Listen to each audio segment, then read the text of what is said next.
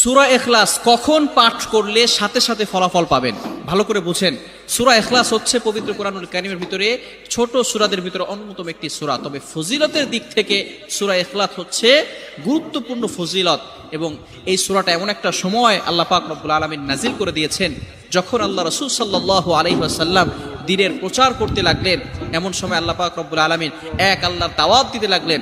তখন কাফেররা আল্লাহ রাসূল সাল্লাল্লাহু আলাইহি সাল্লামকে কোশ্চেন করলো যে, মুহাম্মদ, তুমি তো এক আল্লাহর দাওয়াত দাও, আমরা তো কোটি কোটি দেবতার পূজা করি, তারা আমাদের সমস্যার সমাধান করতে পারে না। তুমি যে আল্লাহর দাওয়াত দাও সেই আল্লাহ কয়জন এবং সেই আল্লাহর সন্তান আছে কিনা?